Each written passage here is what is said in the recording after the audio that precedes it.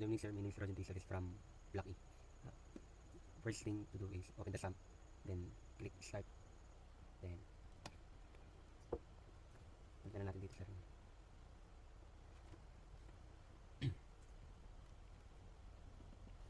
Skip that grant that dash tables, then save. Start MySQL, then start din natin yung admin, baliktad. Admin, then start MySQL.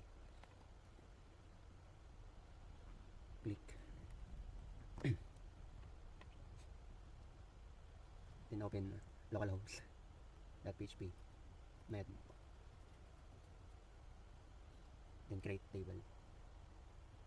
Create lang table, then lagyan natin ID, username, password,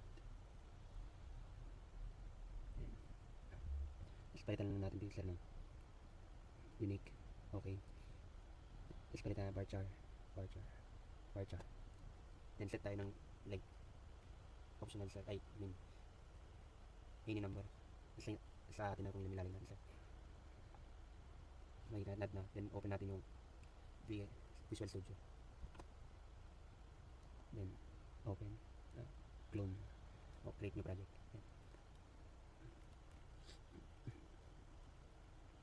Windows, then palitan natin ng name,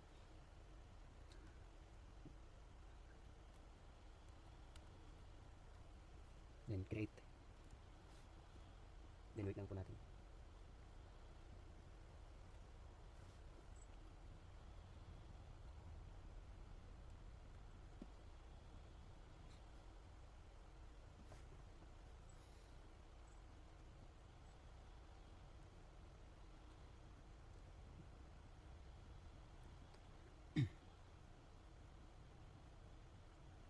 Yun.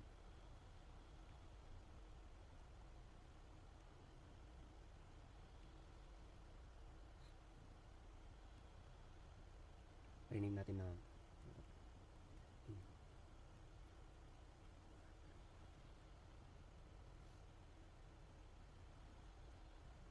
hanapin natin yung text, palitan natin na login, then ayun, napalitan na. Add tayo ng design,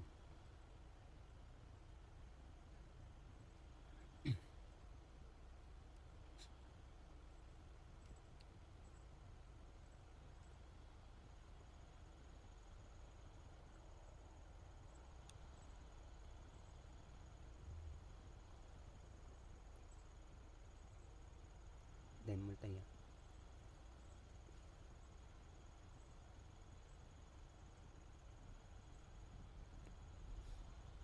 then palitan natin hindi, slide,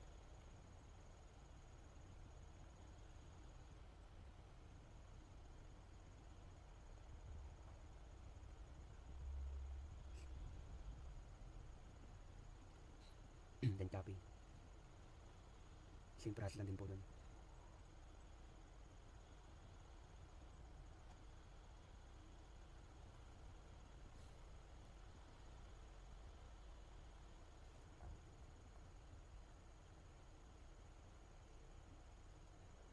Then add tayo ng button, ay label muna.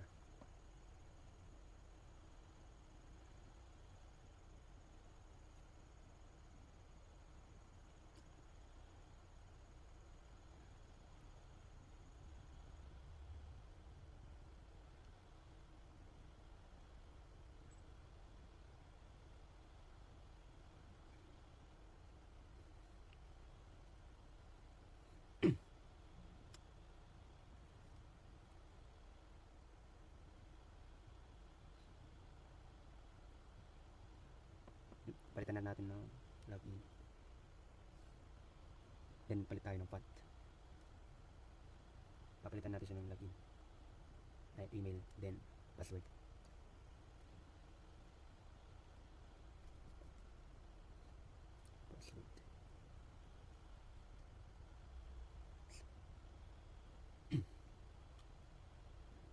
Email,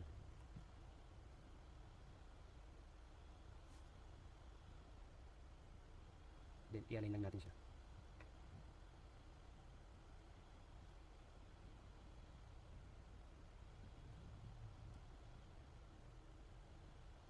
Click tayo ulit ng button para sa login. Login button. Then pwede natin yung button natin login. BTN login.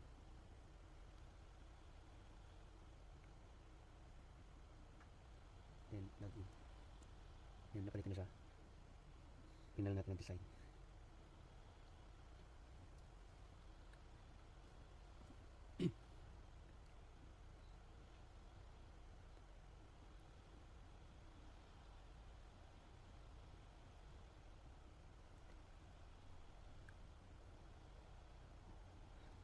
Then open natin ito, new project. Rename natin siya ng registered user. Then copy natin siya, then paste. At tayo ng isang text box. Then palitan natin ng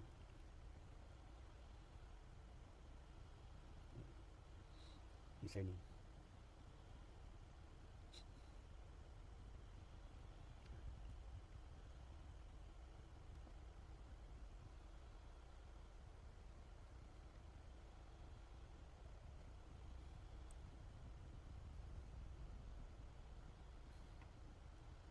Then papalitan natin yung isang login. Go to login.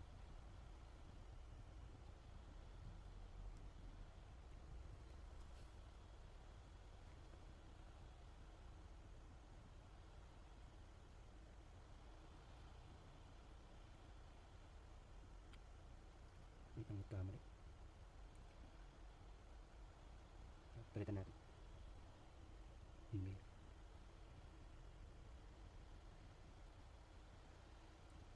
Then pagbalikin natin. Nasa dati. Then open. Search natin na MySQL para sa database.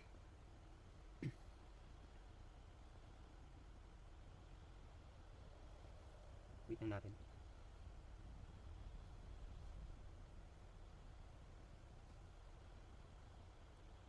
Yun, tapos natin. Apply. Click natin apply. Then accept. Then, punta tayo dito. Click natin yung another. Hanapin natin yung download natin MySQL kanina. Nawawala.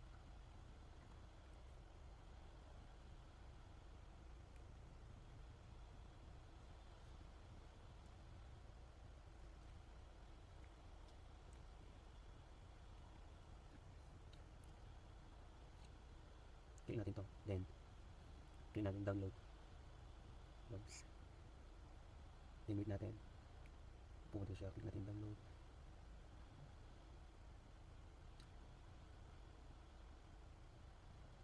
Download siya. Extract. Then, click finish. Hanapin natin yung click natin MySQL add. Then, okay. Then, punta na tayo sa code. User, naghanap na ako ng source code. Kaya, parang kakapit ko na lang. Click natin import MySQL client.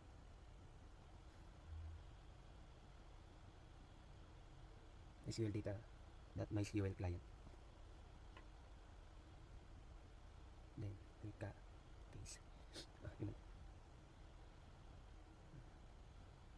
Dito, task niya.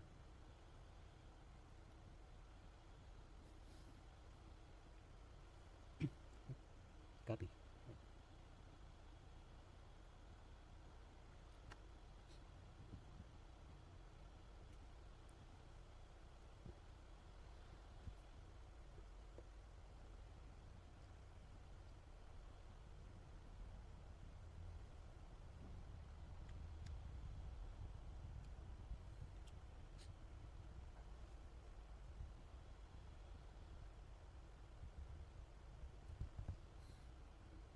Then, click natin.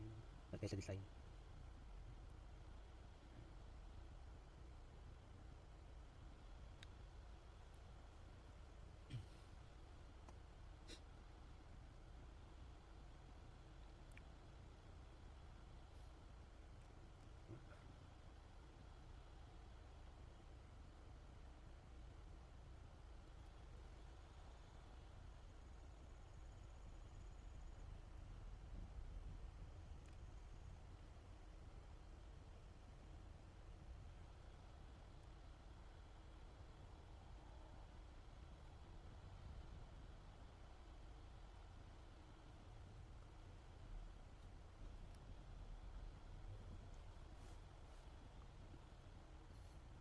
paste natin.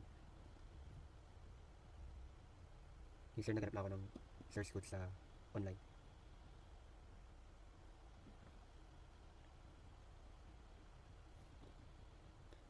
Then, yung code ng login. Isang login. Validate.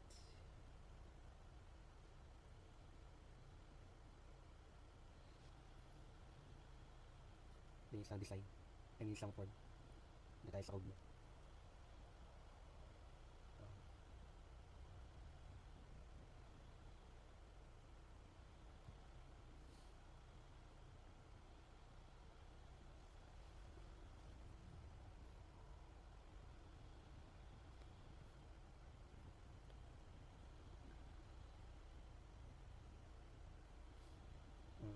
Lagyan natin sa taas. Import. Itong ano, nasa taas din lang po. Lagyan natin import mysql.data.mysql client. Then, nag-error. Naglag po natin error. Ito, import mysql data.mysql client.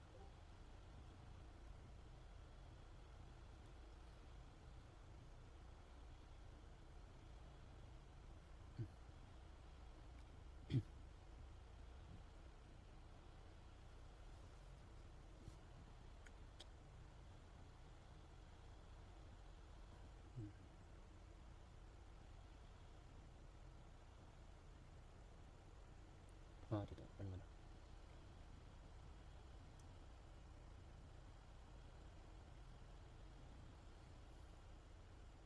Copy. Then, paste. Then, start natin i-run. No. Open natin yung ano. Click natin. Sir, click natin ito. Pakita mong white low. Then, next natin. Try natin ulit i-run. Yun, gumana sir. Then, lagay tayo ng email. rogensolis@gmail.com. Password. Okay po. Ay, sarap po. Username, Rogen. Click natin yung register. Go to login. Username, Rogen. Ayan, sarap. Password, okay. Then, punta tayo sa database. Ayun, nag-add na siya sir. Then, okay. Yun lang sir, thank you.